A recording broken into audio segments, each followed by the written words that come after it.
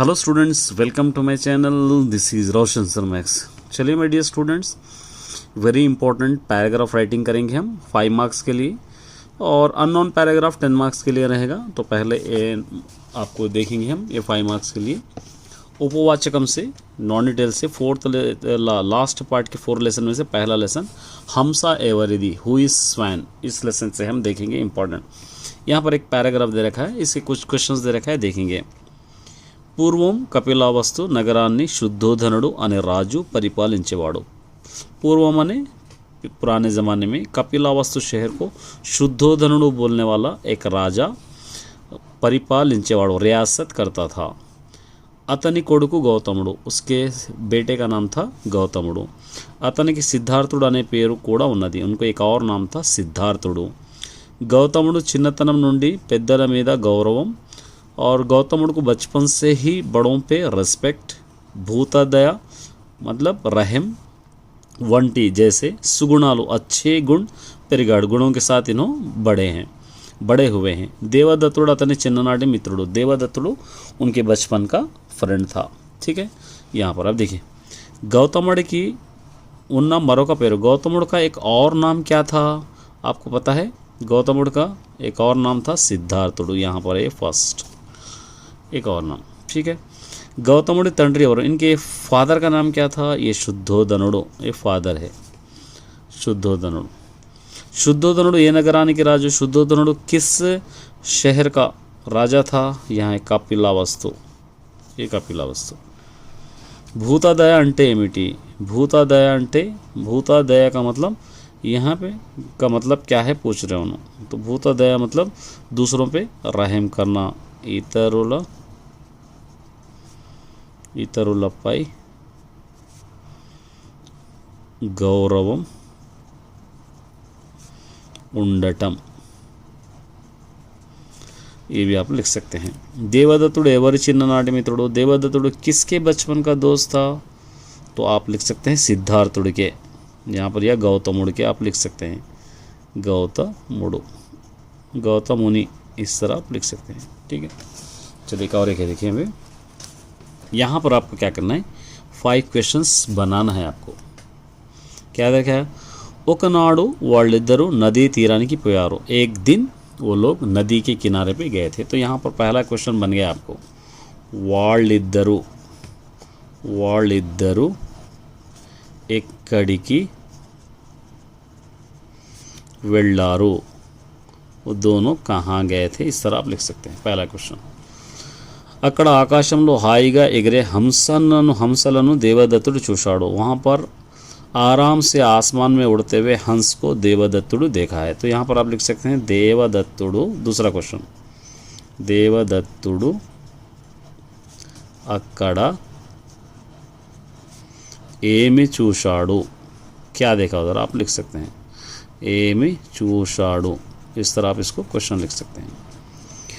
వాటిని వేటాడాలని బాణం కొట్టాడు, उनको शिकार करने के लिए, हंट करने के लिए अपने तीर मारा है। तो यहाँ पर तीसरा क्वेश्चन बन सकता है आप लोग, వాటిని వేటాడటానికి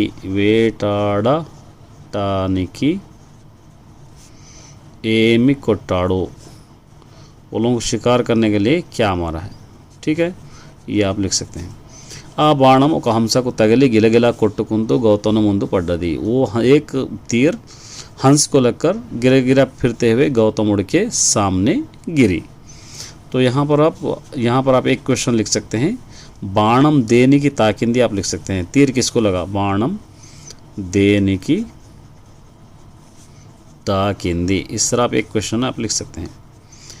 గౌతముడు జాలితో, గౌతముడు रहम के साथ కింద పడ్డ హంసను ఒడిలోకి తీసుకొని నెమ్మదిగా బాణం తీశాడు। गौतमुడు क्या करा, धीरे से उस हंस को अपने गोद में लेकर धीरे से उस बाण को, तीर को निकाला। तो यहाँ पर आप लिख सकते हैं గౌతముడు నెమ్మదిగా ఏమి తీశాడు, धीरे से क्या निकाला उन्हें, తీశాడు, इस तरह आप एक क्वेश्चन लिख सकते हैं। उसके बाद दानी शरीराన్ని నిమురుతూ దాని ఊరట కలిగించాడు, उसके बॉडी को सहलाते हुए इसको एकदम सुकून दिलाया, ये आप लिख सकते हैं। चलिए नेक्स्ट यहाँ पर एक है, देखिए यहाँ पर नीचे कुछ क्वेश्चंस दिए गए हैं, चूज द करेक्ट आंसर, उसके अंदर से आपको चूज करके लिखना है। तो क्या दे रहा है देखिए, అప్పుడు దేవదత్తుడు అక్కడికి వచ్చి वहाँ पर దేవదత్తుడు आकर నేను హంసను కొట్టాను, मैं इस हंस का शिकार किया हूँ కాబట్టి ఇది నాదే, इसलिए मेरा है कहा है। మిత్రమా దోస్త్, ఆకాశంలో హాయిగా ఎగిరే హంసను ఎందుకు హింసించావు? ऐ दोस्त, आसमान में आराम से उड़ रहे हंस को क्यों तू हिंसा करा, मतलब तकलीफ क्यों दिया? जीव हिंसा पापम कदा, जानदार चीज़ों की तकलीफ देना पाप है ना అంటూ कहते हुए హంసను ఇవ్వడానికి గౌతముడు ఇష్టపడలేడు, హంస్కు దేనికి लिए గౌతముడు ఆగే नहीं बढ़ा। దాంతో వాళ్ళు కొట్లాట దగ్గరికి పోయింది। तरह लड़ते लड़ते ये बात बादशाह के पास चले गई। इधर राजस्थान में न्यायाधिकारी ने विनविंचारो, ये दोनों क्या करे उस न्यायस्थान में, मतलब वहाँ पर जहाँ पर इंसाफ किया जाता है वहाँ पर ये दोनों अपनी अपनी बात सामने रखे। దేవదత్తుని బాణం వల్ల హంస చచ్చిపోతే అది అతనిదయ్యేది, अगर देवदत्तुड़ी के बाण की वजह से, तीर की वजह से हंस मर जाता तो वो देवदत्తుడు का हो जाता। కానీ భూతదయతో लेकिन रहम से గౌతముడు దాని ప్రాణాన్ని కాపాడినందుకు, गौतमुడు उसकी जान बचाने की वजह से అది గౌతముడే అవుతుంది, इसलिए वो गौतमुడు का ही हो जाएगा। न्यायाधिकारी తీర్పిచ్చాడు, वहाँ का जो जज है जजमेंट दिया। ఈ తీర్పు దేవదత్తుడు సంతోషపడలేడు, इस फैसले से देवदत्तुడు को खुशी नहीं हुई। चलिए अब इसके अंदर से देखेंगे, నేను హంసను కొట్టాను కాబట్టి అది నాదే అన్నది ఎవరో, मैं हंस को मैं ही शिकार करा हूँ इसलिए यह हंस मेरा ही है, कौन कहा? देवदत्तुడు, यहाँ पर आपको ए रहेगा, ठीक है।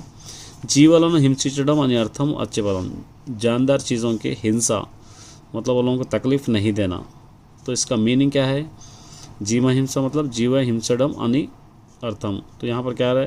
करुणा प्रेम जीव हिंसा, यहाँ पर है आपको ये लिखना। వాళ్ళ కొట్లాట ఎవరికి, ये लोग लड़ते लड़ते किसके पास चले गए? ये लोग लड़ते लड़ते राजा के దగ్గరికి, बादशाह के पास। తీర్పు చెప్పినది ఎవరు? उस फैसला कौन सा है? न्यायाधिकारी, मतलब वहाँ का जजमेंट। జంతువుల పట్ల దయ జాలి కలిగి ఉండేది, అంటే जानवरों से रहम करना और उनसे मोहब्बत रखने का मतलब क्या है? यहाँ पे उंडे अंटे आदि, यहाँ पे लिखना भूता दया, ये आपको लिखना है, ठीक है। इस तरह आप इसके अंदर लिख